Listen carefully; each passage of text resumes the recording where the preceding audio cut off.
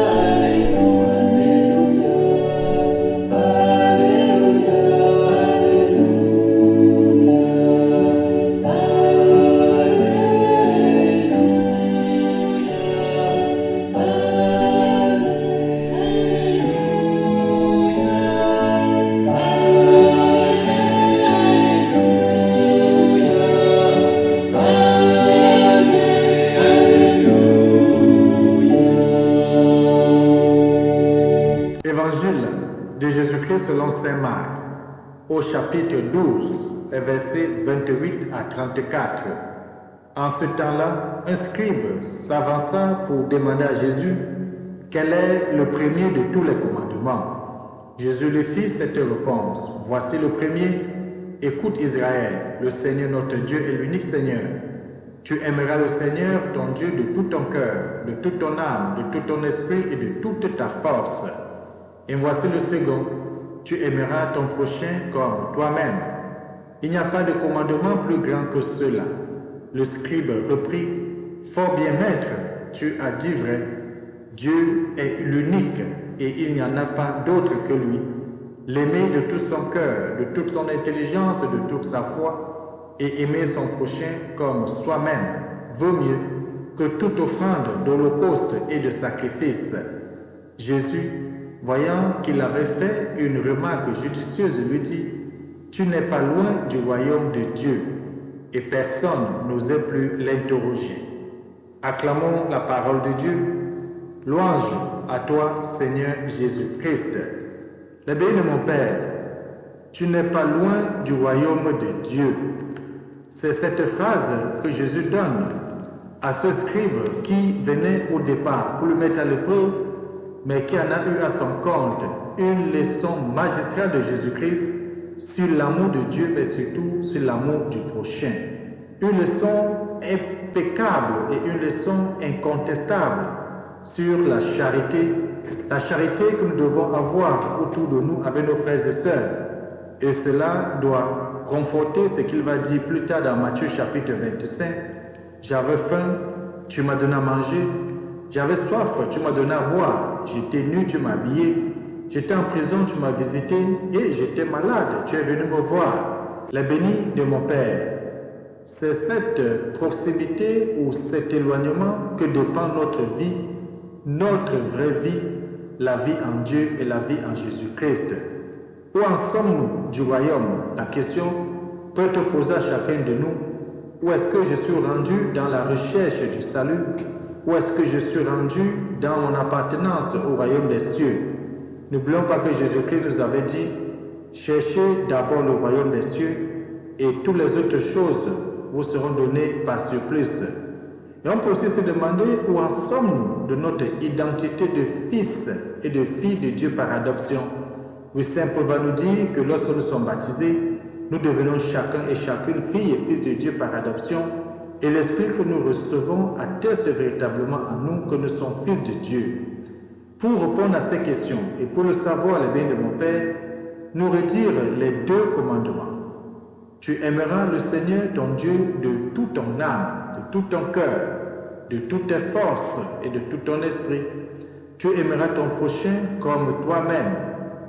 Puis, nous examiner, nous éprouver au feu de ces 2 commandements que Jésus vient de résumer toute notre vie de foi, c'est-à-dire l'amour tout court.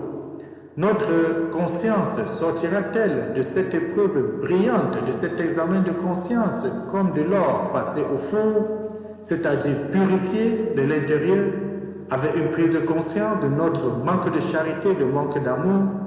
Nous serons reconnus par le Christ pour proches du royaume si nous sommes en route, en chemin, et si nous faisons effectivement cet acte d'amour, l'amour du prochain, mais surtout l'amour de notre Créateur.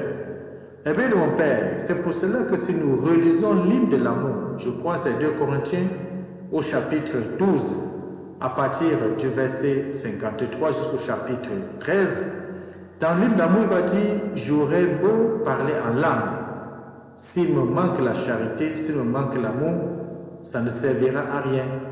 J'aurais beau prophétiser, s'il me manque la charité et me manque l'amour, cela ne vaut rien.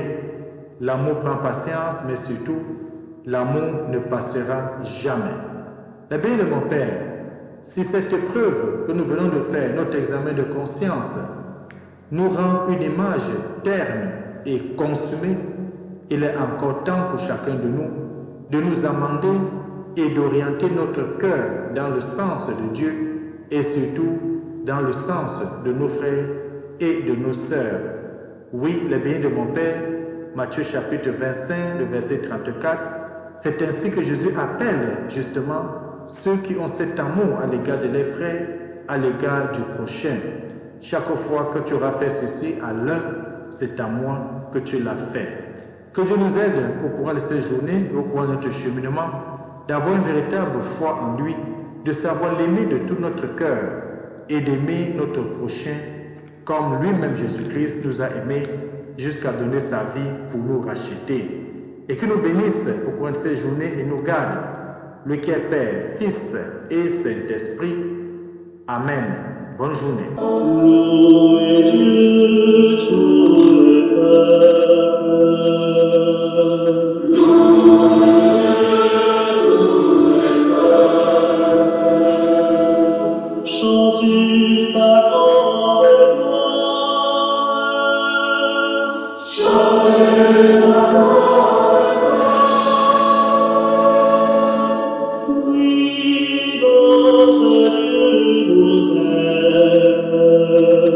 Son